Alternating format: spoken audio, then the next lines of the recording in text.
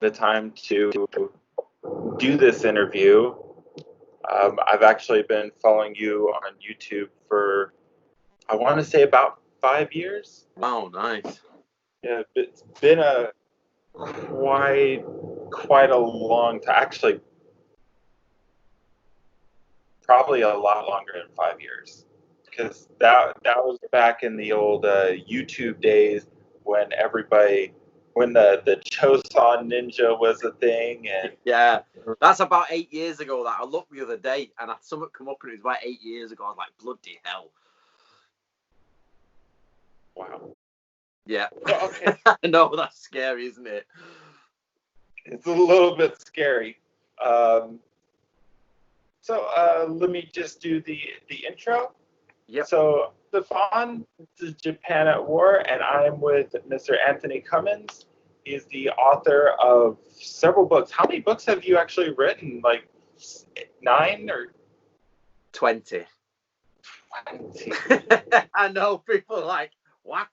So I've been doing this for 10 years now, and I average about 2 books a year. So we're just on 20 now. Okay, wow. So there's definitely a lot to talk about. That actually have one of your books right here. Nice. Which these are not actually easy to come by in the States. They're really hard to come by in the bookstores. Oh yeah, it's mainly Amazon, I think, because shipping out to America, they mainly go to the warehouse for Amazon. Okay. Well, I actually did want to begin by talking about your books. You do average about 2 every year. That actually answers one of my questions. What goes into making a book like this? Because this is a hefty book, and it's in depth too. There's no filler either, which is incredibly impressive. Well, so my book's become in 3 different types. We get translations, which is done with my team. So they just take years to put together. And so at the moment, we've got 2 on the go for that Samurai series, and they're getting done as they go along. But then the second set is basically my own work, looking into what the translations mean. And then the third type is those little tidbits of information that are interesting, like, did you know this and did you know that? So it gives a bit of a spectrum to the books, from heavy translation all the way to basic information on what the samurai did, what was it like in old Japan. Okay. And so, because how do you get your hands on? Because I know you've translated the Bansenshukai before. How do you get your hands on these materials to translate? I can't imagine that's easy. Some of it is extremely easy. Some of it is extremely difficult. So the Bansenshukai was the easiest one to get. It was absolutely easy. It was somebody had uploaded their version to the internet, and Wikipedia could download it from the link in Wikipedia. The lot. However, I still had to go to different libraries in Japan, fly there, print out their versions, and then compare all versions. But for example, with Natori Ryu, that Book of Samurai series, I had to track down all the different versions I could, literally in and out of libraries, sending off for information, filling in forms. It was really quite difficult. And the other way we do it is by traveling into rare book markets, rare store, old manual stalls, things like that, and trying to pick up what we can. But there are a vast amount of samurai manuals in Japan just waiting to be bought. They're shopped. There's an entire street dedicated to books in Tokyo, and there's loads of manuals in there. And that's not including the thousands, if not 100,000 manuals in libraries, museums, everything. The samurai used to write loads down. Yeah, and that's definitely like, at least for people like me, that's kind of a small blessing, because when you look at other historical people such as Viking, you realize how much there is actually there. And I have quite a few friends and practice a little bit myself into HEMA, and hearing about how they're recreating the art and just some of it is speculative at best, and very, very happy that at least with stuff like this and everything, we actually have the information and we don't have to guess. So, what kind of works in that field do you have on the horizon? What translations are you working on? So the Book of Samurai series is all of the work from Natoryu. So we've got book 1 out, book 2. And then what I've got happening now is I've got 2 different translators who are working on book 3 and book 4 together.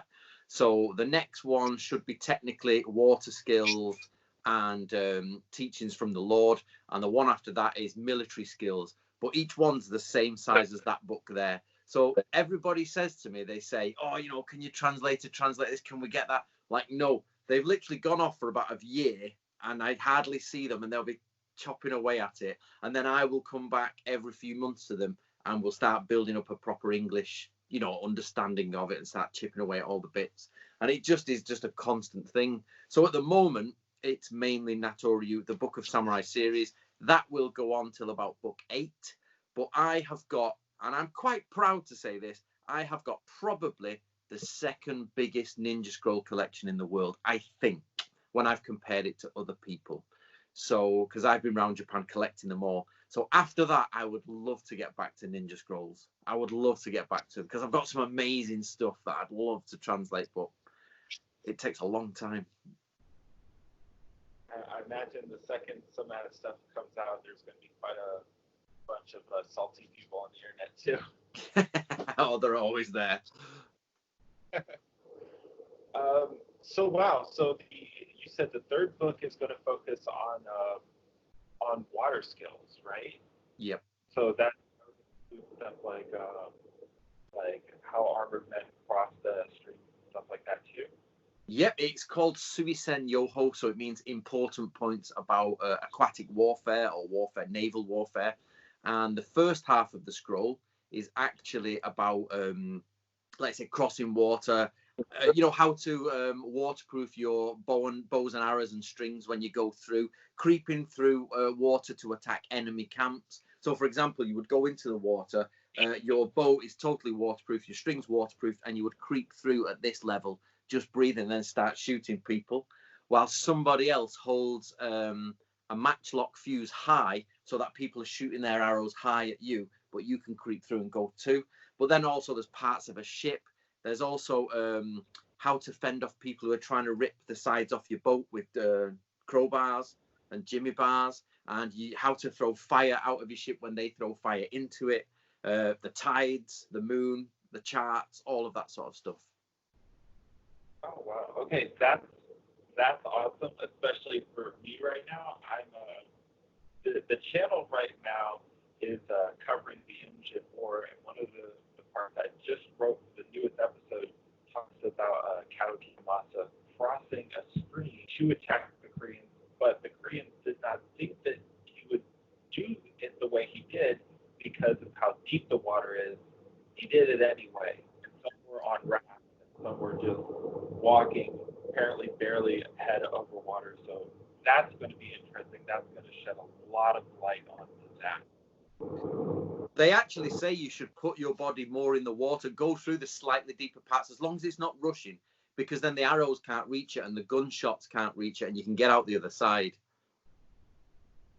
That makes a lot of sense. I heard, and definitely correct me if I'm wrong, parts of the samurai armor, like the Hadate, were actually made to where if they did have to cross water, they could take that off really quickly. That way it didn't weigh them down. Is that true? There's something I came across, which was, you've got the thigh protectors. Mm-hmm. Yep. So you got them here, and then you've got your small gesan, the ones that just come over the top.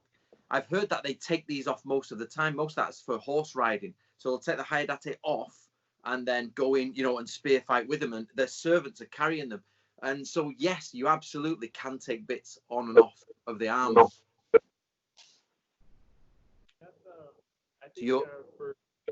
Stefan, you're really breaking up at the minute. Literally, you're almost gone.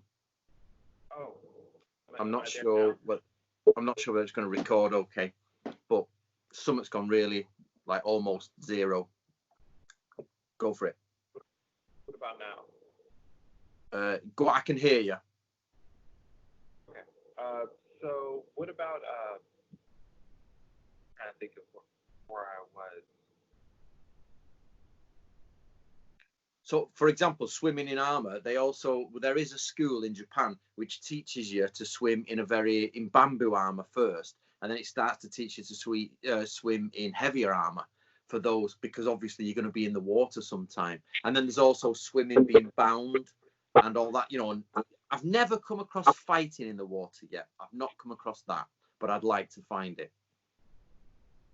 Yeah, it's definitely something that's got to be there. I mean, if I remember right, I did see some talks about certain battles that happened during the Sengoku period where people would have to cross streams and they would prevent them. So obviously they had to do it. Well, it comes from Sun Tzu. That there's a Sun Tzu's teaching shows you when to attack someone who's crossing a river. So instead of if someone's going across the river in force, you don't just head them off and stop them, because you all drown in the river. So you have to wait till 50% is across and the other 50% are coming across, and then you attack them and they turn to go back and they end up drowning their own people instead.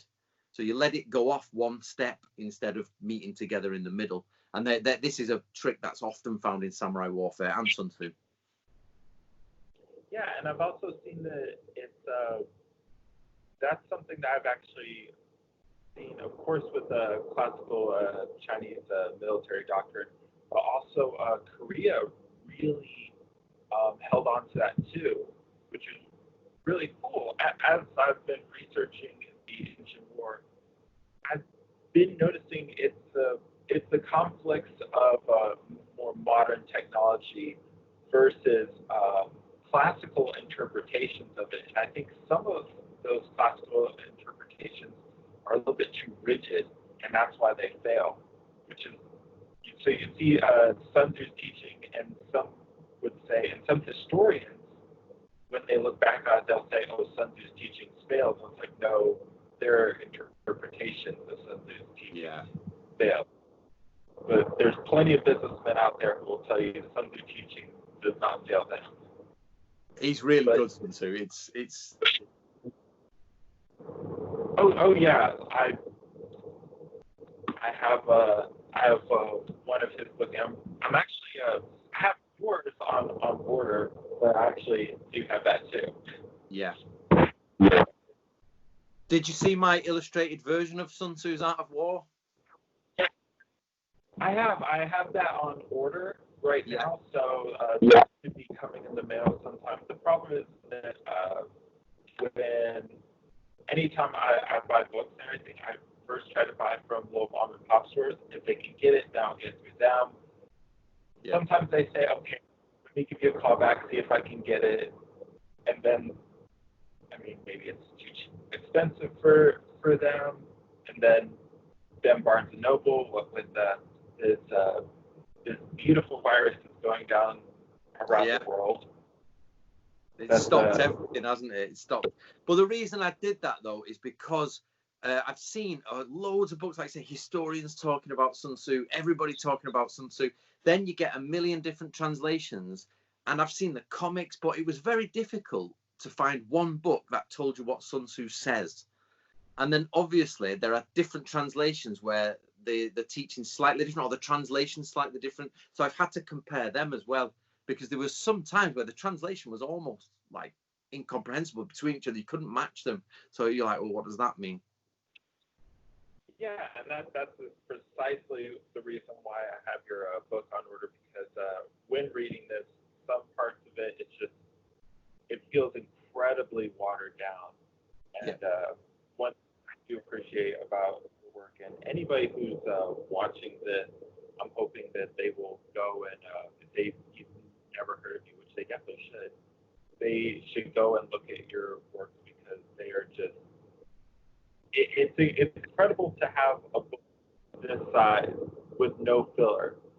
I have bought so many books on history, and so much of it is the same crap over and over, and it's a lot filler. It's a lot of guesswork, and there is none here. I mean, for anyone watching this, if you are interested in how samurai fought, and how their society really functioned, not a glorified show, honor-filled world, but the real stuff like this is invaluable.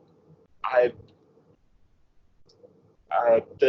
my channel is pretty young right now, but a lot of your works is stuff that I want to cover, especially the head taking, especially with the ears and the nose, because a lot of people look at that as cruel and gruesome, and it is gruesome and is cruel by today's standards, but back then wasn't viewed that way. Nobody ever talked really about, everybody in the samurai community forgets that samurai are a head hunting culture. I've said this so many times. They literally go out and take heads and bring them home and get paid for it. And you're like, nobody talked about that aspect of it. And as you say, if they can't carry, so they actually have a shopping bag, like an old granny's shopping bag with nets, and they fit heads in it. And then when that's full, they start taking off noses or single ears or entire scalps, you know. And then, but if you listen to sort of Native American history, they talk about scalping all the time. Nobody says it for the samurai, but it's absolutely. And like you say, the head inspections are amazing. They're really interesting. Yeah, I remember right there's a part where you have the Lord would have a fan covering his face because he didn't want the spirit to recognize him. If I remember right. And definitely something I want to cover. Your work on that has just been absolutely invaluable. And speaking of that headhunter culture, how do you personally feel about the comparison of the samurai and knight? Because for me, they feel there is similarities, but they're also just so wildly different in their function in society. Not so much their fighting or their armor or whatever, but where they're placed in society. Yeah, it's one of those things, like, they sometimes are extremely similar, as you say. You know, you can almost fit them into each other's shoes. But like anything, if you study something in depth, then you notice the difference on this side, definitely. But I would say, I suppose, headhunting is the big difference for it, because I don't think in Christian realms they don't do the headhunting so much, or they don't prove what they have done via heads. Because for samurai, they've got to prove what they have done, which to me gets rid of this idea of perfect Bushido, the idea that they have to prove what they've not lied. And in the second book of that series, book 2, it talks about falsified heads. Oh no, actually, it's that one. Falsified heads and women's heads and lice heads, and it's like stealing a head. And you can't, I don't know. I remember, you sort of, when I was a child, knights were those who fought dragons and they were very honorable. But then since like the 1980s, we've learned that knights are pretty gruesome guys and quite horrific and did some horrific things. And it's the same as what I'm trying to do with samurai. You know, on some level, they are the same, but yeah, they really are not quite as chivalric as we imagine them. That's the biggest thing, I think. Especially Tokugawa Ieyasu. Everybody says he's the greatest samurai ever. You know, it's like he murdered the person he promised to look after. And then not only him, murdered his entire family. And I still can't get my head around that. And everybody thought, oh, he's such a great samurai.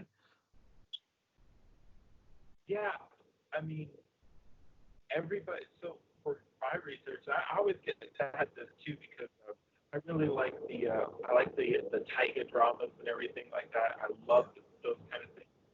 And Hideyoshi is often vilified, but really, I don't see how is he any worse than Nobunaga or Ieyasu? I don't see how he's any worse than them. Yet you do see in a lot of works, where it be television, movies, or even books, that's true, and I feel like that they don't understand that he's a product of the era, and your work is definitely really showing what a samurai really is. Because if you did compare someone as well known as Hideyoshi to just the ideal of what a samurai is, of course he's not going to match up.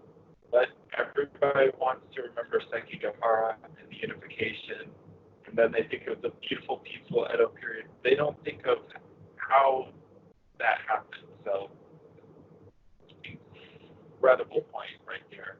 It makes me laugh because Nobunaga Oda is always given across as the tyrant, evil one.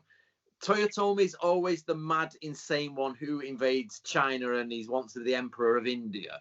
And then the Tokugawa is always this patient, peaceful man. And you're like, that's not true. In fact, they were all vicious. They were all not quite what you would class as chivalric, I suppose. They were all people who, you know, wanted to rise to the top.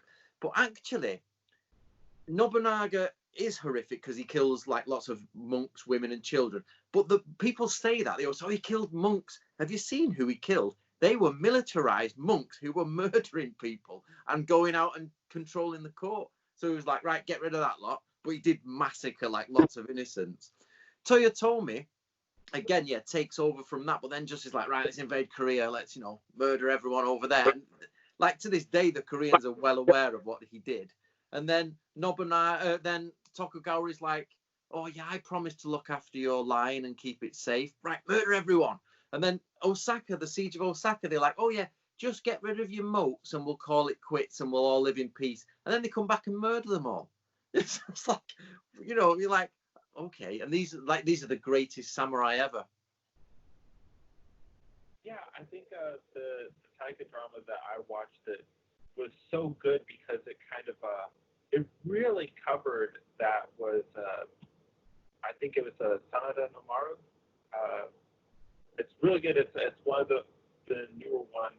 I really appreciated the fact that they kind of covered the political reasons, which that's another thing I think you cover very well that a lot of people don't understand is a samurai was this honor-bound warrior. He was navigating a political stream all the time, which is incredibly interesting because it really, as far as history goes, it shapes so much of what happened. How much of Hideyoshi trying to conquer Korea and China was just so that his own samurai wouldn't turn on him and eventually kill him. But so I wanted to ask you, what would you consider some of the biggest, although we did cover it a little bit, some of the biggest misconceptions that you see with samurai? The biggest misconception for me is like this idea that people forget that samurai are meant to serve the emperor. That's their job from their historical basis. And the way they serve him is actually to murder each other until somebody's in charge, and then they can serve him by telling him what they think is best. And you're like, no, that's pretty much samurai history summed up in one. And so again, it's this idea of chivalry and the samurai were there, you know, honor bound. But I have found in my research that you get two distinct types of samurai. Those who are sort of loyal to the death, they will literally, you know, die for their lords and follow them into the afterlife. And that's true. And they did fight amazingly. But then the other type of samurai is the one who is trying to be a lord, you know, trying to be in command. So you're like, so I think sometimes samurai are a bit like, could I really take control of all this? Or should I just get in with everyone else and, you know, grab the tailcoat of someone and go to the top? Or should I try and push myself to the top? Which I think is, you know, and of course it's indoctrination from being children. You know, imagine if you're sort of born into a world and your choices are, you know, which lord do you go with? And it's like, if I back the wrong lord, then I'm going to be killed or beheaded. So where people misunderstand that the idea of Ronin. Everybody takes the idea of Ronin from the Ronin problem, which means that they sort of like, oh, Ronin were outcasts, they were outlaws, you know, they weren't allowed. But actually, in the Sengoku period, that's exactly how a lot of samurai worked. They were freelancers who went around and they'd serve in this campaign, then they'd serve in that campaign. And people don't quite get that. You know, they were making decisions for best for them and getting on further up the hierarchy. And of course, the more the higher ranking head you bring in, the more money and land you get. So they're forever out there trying to see which lord do I actually follow and then which head do I take. And they making groups to go and make that happen? Yeah, so I mean, that for me, that's actually one of the things I answer too. I don't know if you know the website called Quora, but every once in a while it's kind of like a blog where everybody talks about historical stuff. Every once in a while, when I truly, honestly hate myself, I'll go on there and listen to some of the debates that they have, and some of them are just so utterly painful because you'll see so much of the knight versus samurai. Oh, well, I've got better armor and better steel, so I would be the one that wins. And I just think it's like that you're comparing two different people. I mean, a samurai is closer to a really high-paid mercenary than he is some family-bound honor warrior. So, because we've talked about samurai, but anyone who knows your work will know that you have extensive work in the ninja. So I have to ask, what two big ninja misconceptions you see out on the internet that really frustrate you the most? Which two? Yes, because I know there's a lot. So I couldn't narrow just one.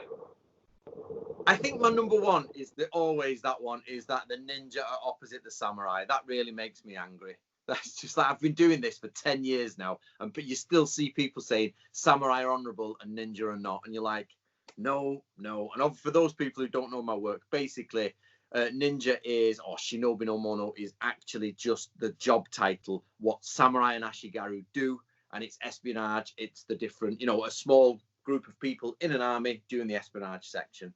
So that is the number one, because the enemy of samurai are other samurai. I've said this, except when the Mongols invade, and except when they invade sometimes in the Philippines, when they have a skirmish around there, and of course Korea. Beyond that, they're fighting each other.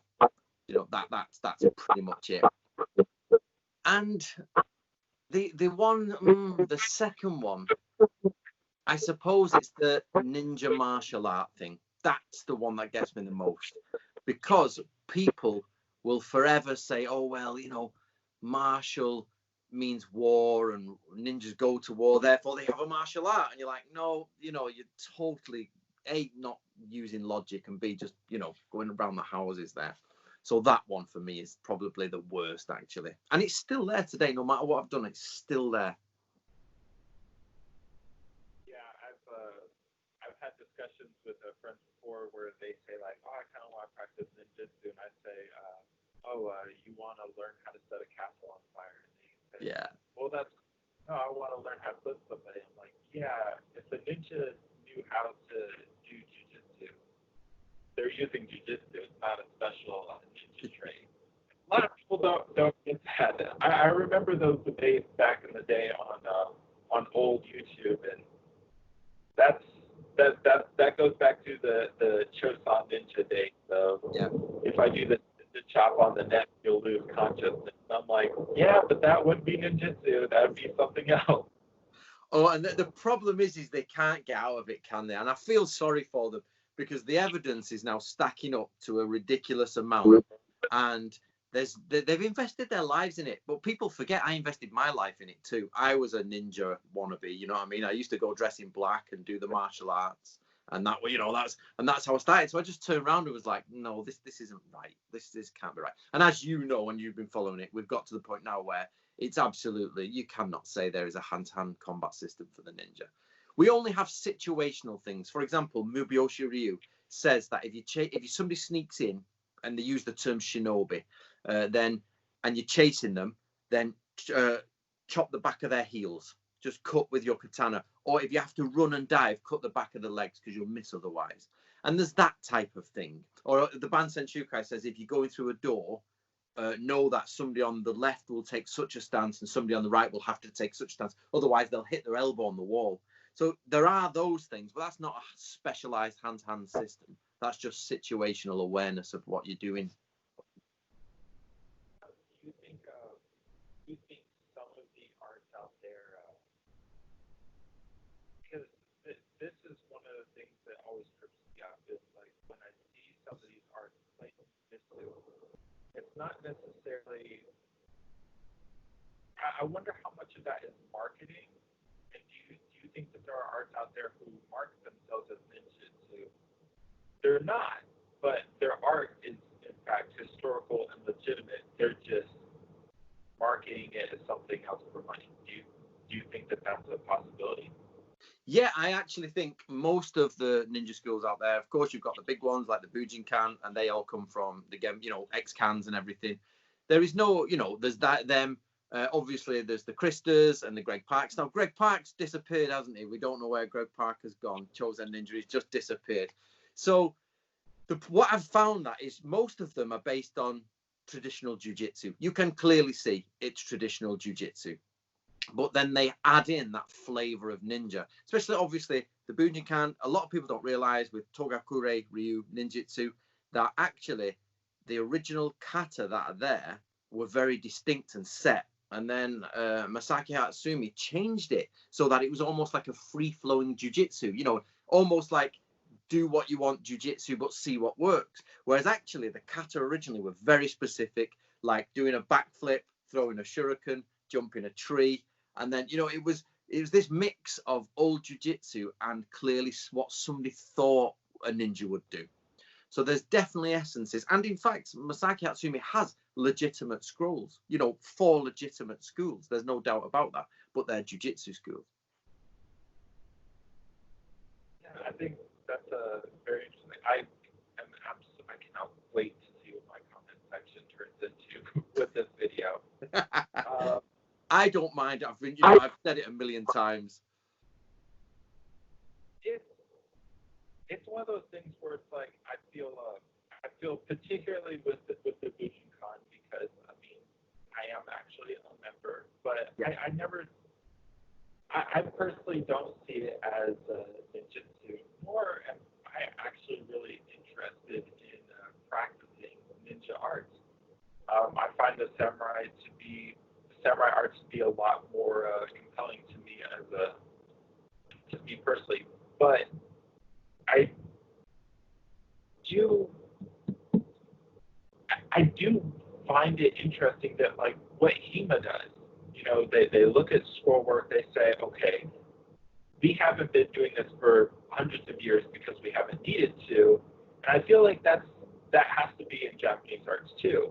And what I would really hope is that our schools like the Bujinkan to take these scrolls, take what they have, take what they're not using, but is there, and say, okay, how would this look? How would we do it? And just take a historical, scholarly approach to it.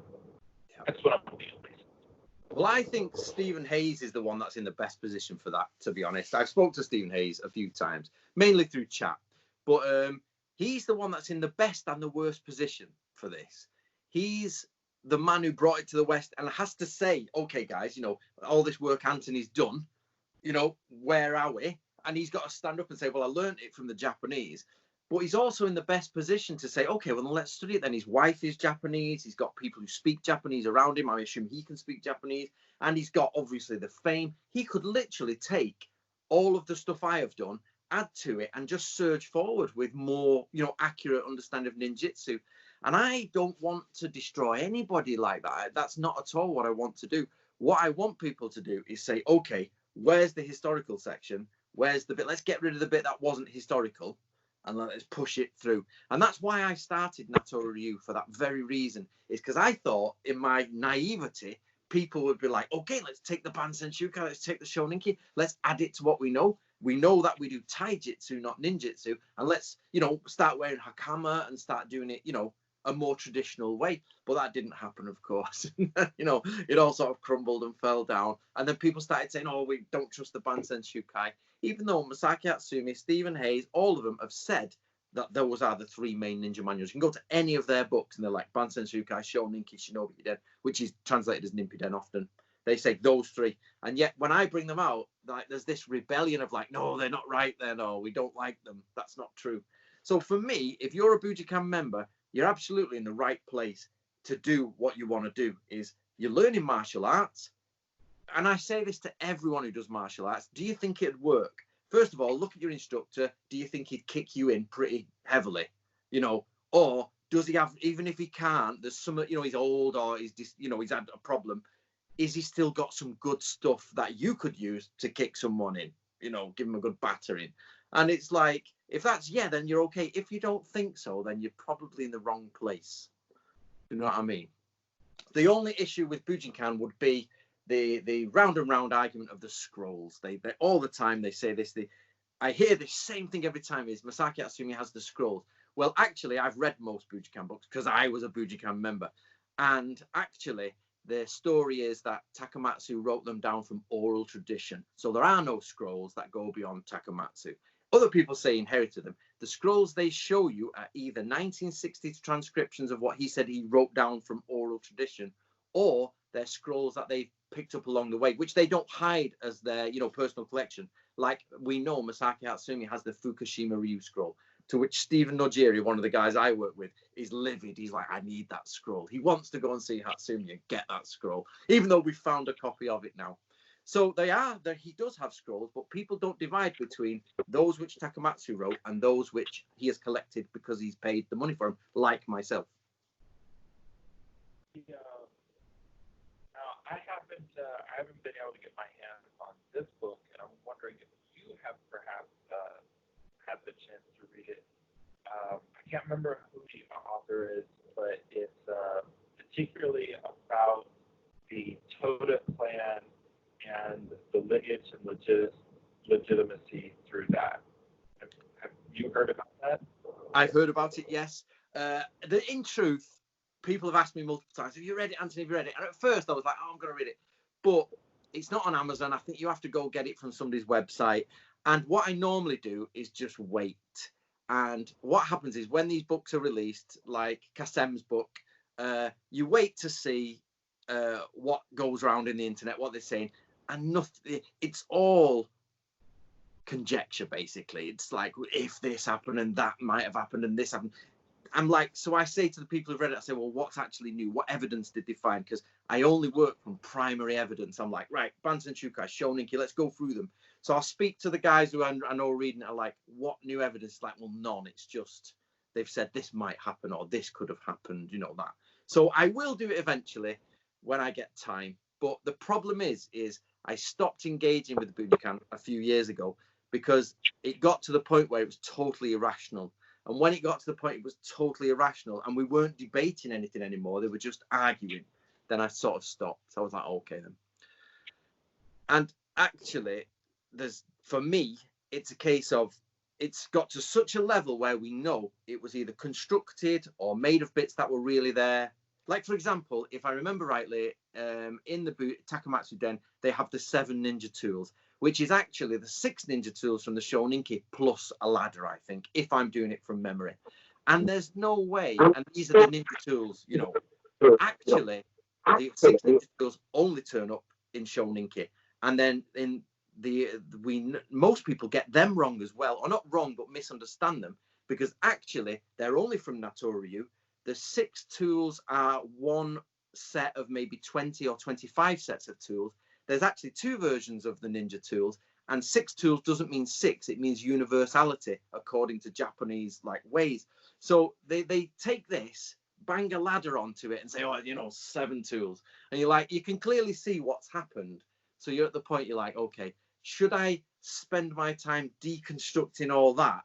And at the other side, they're just going to argue with me. Or should I just find out what actual history says and present it for people?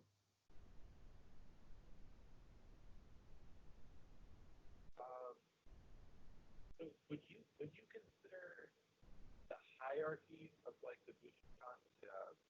Because with the people that argue, would you find it's more like the practitioners, or is it the hierarchy that are kind of the ones that have argued? So you're really getting low at the minute. Go for it. Let me try and move you outside, see if it works.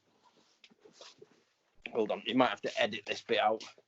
It's like you're really grainy, and then I can hardly see you. Let me go closer to.